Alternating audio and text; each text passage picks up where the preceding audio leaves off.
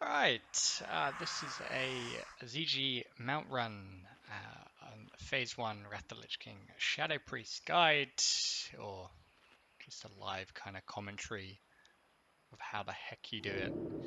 And granted, it still frustrates me.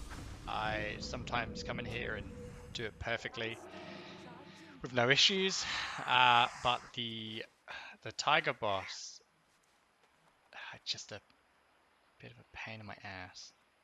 Anyway. So I've decided to add the majority of the run minus the axe throwers because I died on that and then I forgot to record afterwards. But look, you can follow this along, or you can just skip to what you need to know, and I'll see if I can add the elements in there for you to go straight to the boss fights. It's an interesting one. Both boss fight is very interesting as a priest. As always, indestructible potion and the glyph of inner fire are absolutely essential. Um, Make sure you're fully consumed. I mean, they're very cheap mats in Wrath the Lich King, so yeah, you can have them, no issues. If you can't, then yeah, maybe you should farm up a little bit anyway. And as for gear, talents, and things like that, I'm in an unoptimal talent tree at the moment. I do have the silence, which was earlier for some heroic farming, but anyway. So yeah, these berserkers, you don't have to mind soothe them, but I did it there just in case. But just make your way over to the raptor boss. So the way the raptor boss really works here is you do want to kill the raptor first. Together they do a bit too much damage, and then at that point you just want to survive until he's no longer enraged. And you want to continue to go up and down the stairs during this fight. So I'm just going to mind soothe my way in, and I'll talk through how it's all done. If you do pull these, it's no issue. Just run over to the corner, kill them. You have to dot them because they interrupt your lob. Anyway, uh, so right here before the fight, I've got the illusion of the dragon soul, so I'm just getting those stacks up. You don't have to do that if you don't have it. It's not an essential part, it's just something I've done. But yeah, kill this initial enemy. I want to get replenishment up just because mana's really important here, as you'll see. And then as soon as they're both up, Vampiric Touch, Shadowed Pain on both enemies, and then I put Devouring Plague on Ogun. While you're doing this, you always want to make sure that you're kind of running at the side, if not facing front, and you want to make sure your shield is always active for as long as you can. Now, there's some particular good things about this fight. When Mandakir is running towards you, just or has got the threat engaged, try not to cast. He can do at least 5k hits on you during that time and stun you. Just try not to cast too much. But yeah, you want to run him up and down the stairs. You want to kill Ogun, over time, and just keep both dots up as much as you can. Stop casting. And every time he's whirlwinding, it's pretty good because you get a fair bit of space. So yeah, I'm eating one hit of the whirlwind there, but if I move away, great. And as you can see, he charged me there during the threatening gaze. So yeah, get a fair bit of damage. So that's the hard bit. This is the most frustrating part.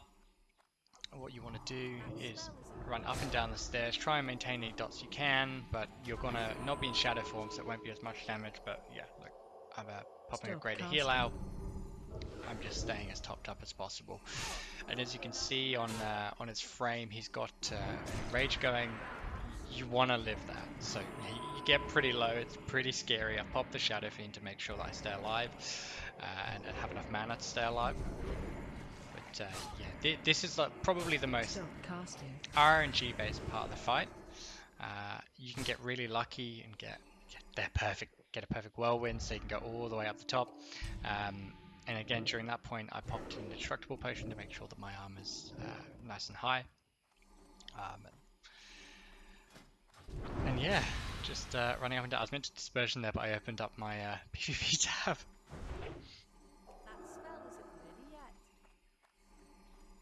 Stop casting. But yeah, Vampiric Touch, Shadowed Pain, Devouring Plague in a second. He will charge you. I don't know why this mechanic works the way it does, but even dot damage, you can get charged. You know, it's not a massive deal. But yeah, you just want to outlive that enrage, because if you do face tank it, it's painful. Stop casting. So yeah, so now this is the part that can often be quite taxing. I still continue to go up and down the stairs. I think it's the best thing to do, especially with low mana. I can't really kill him at the moment, can't really do too much damage. I'm using Mind Flay there to make sure my Shadow Word Pain's up, but Stop casting. yeah, honestly, if you've got low mana, you can't really face tank anything. And half this fight anyway, you don't really want to face tank him. You want to make sure that he's just dying over time. Stop casting. Yeah, see there, the Whirlwind. Just able to stay out of that damage there. Yeah, so now I have a bit of dispersion. Can get replenishment up. And yeah, see if I can keep Shadow Word Pain up. But yeah, this is basically the rest of the fight. You're going up and down the stairs, you're using what you can, you know, just putting out as much damage as you can. Now, I may be a little bit silly by doing a bit too much damage here and not preserving my mana, but look, it's not really too worrying. The only issue is dispersion. Stop But you know, casting. you should really have that glyphed anyway. If you don't, you're not really a good Shadow Priest. No, no offense to those Shadow Priests. But yeah, I'll pop all the details into the description so you can see what I'm actually rocking with. Stop casting. So as you can see, when he gets that fear off, he gets a couple hits. That's 3-4k damage. If you don't have any dots up, you go down quite quickly.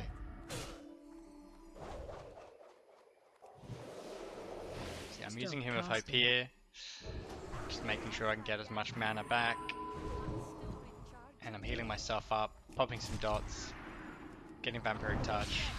But unfortunately I wasn't able to get replenishment. I go really low here, so I dispersion, get my shield back up, and then I get a big heal. Pretty much back to somewhat full, back to shadow form, start dotting them up. Stop casting. I'm not sure why my guildie said stupid chicken, but I think maybe maybe he was doing a mount run. Stop casting.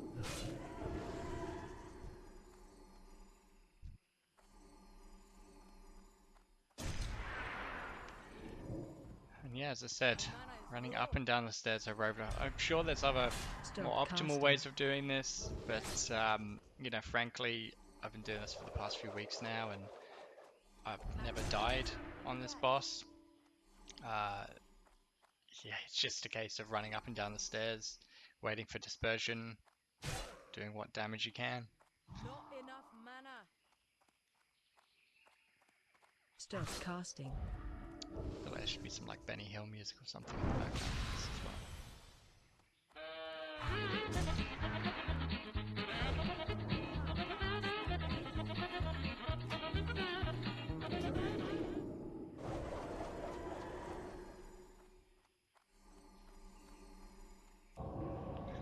So yeah, you never really go too low. Apart from that one point where I went down to 5k, your health's always maybe around 50%.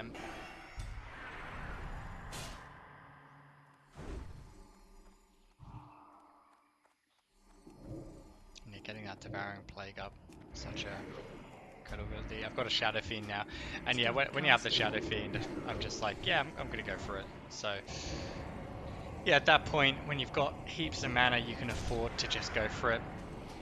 And you can usually heal through most of the damage at that point. But yeah, the fight has to go on for a while because you're never able to beat that rage with that amount of mana.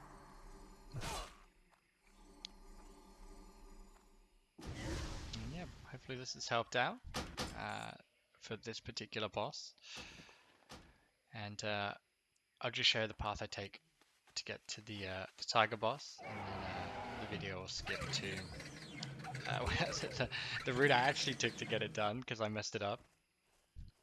That spell isn't ready yet. So run on through between them. The aggro ranges aren't really that good. I'm just being safe. And surprisingly, Mind Soothe is absolutely insane for a lot of solo Shadow Priest runs.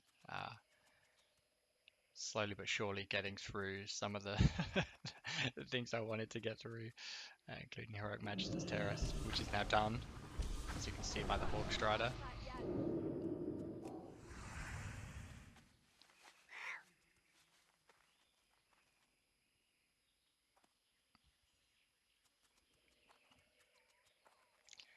And I will show the clip of me getting absolutely destroyed by axe throwers.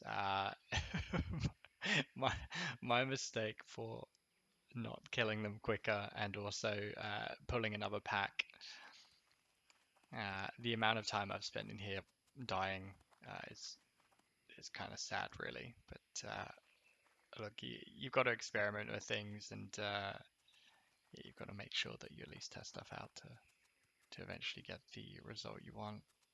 Or the result you don't want, which is not being successful there. Yeah, with these guys, a word of advice is just put your dots on them and then just kill them. For me, I thought, oh, they're going to die over time, so I might as well mind flail all these tigers. The tigers don't actually do very much damage. And as you can see in the bottom left corner, the Zulian cub flees to the safety of another tiger and just pulls the rest of the mobs in. So I get to relive this wonderful experience of being stun locked for 30 seconds. And it's interesting when you look at the damage comparatively to when Inner Fire's up, it takes so much more. Anyway, so now for the actual kill. So what you have to do, and I'll just explain how this works. You want to get on your mount, you want to make sure you got your indestructible potion up, you want to pull the mobs, you want to pull them right to the back. And the reason you want to do this is because you want to pull the boss so far away from the mobs, from its adds, so that you can then pull one add, and then the boss, for whatever reason, will decide, you know what, I'm going to push to phase 2 because my adds don't actually exist. So you really want to cut these short, you want to get them immediately here, make it reset, run back, you want to get a lot of distance, focus either Zealot, there's a little bit of time in between where they come up, but you want to Shadow Word Death, don't Shadow Word Pain, because otherwise you'll unfortunately be unlucky and continue to have the mob aggro after into phase 2, or they won't go to phase 2. But yeah, Shadow Word Death, pull the boss back,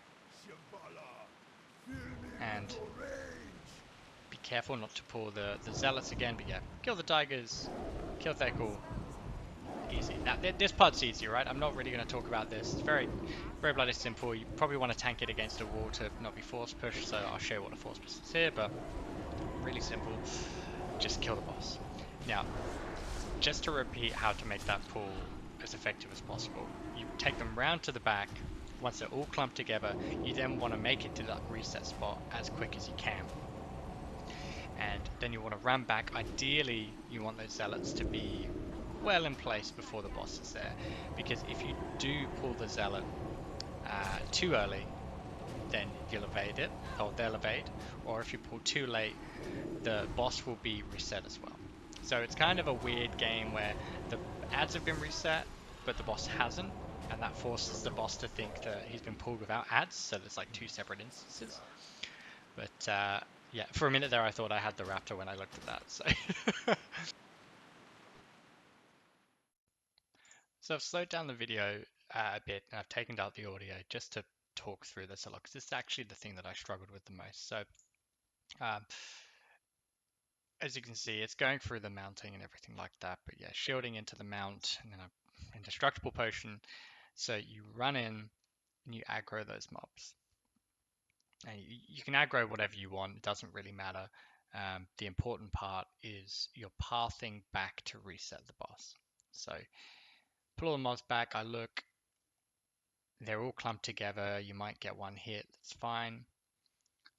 You then want to go through that inside closest to the hut, all the way down. I look behind me, Thekul's there, it doesn't matter whereabouts he is, it's more about where the Zealots are. So you go around the corner, he's reset, I run straight back. You want to make that as tight as possible, because you want to make sure those Zealots are going to reset before him. So they've now reset, the boss hasn't reset, you Shadow Word Death, and then you just reset the boss again. So I know it's boring to to watch at 75% speed, but if you do that wrong, the boss will not reset and his ads will just kill you. And that's how this reset works. It works by basically layering both the boss and the ads into two separate, you know, quote instances in order to make this happen. So hope this video has helped. And if you have any questions, let me know.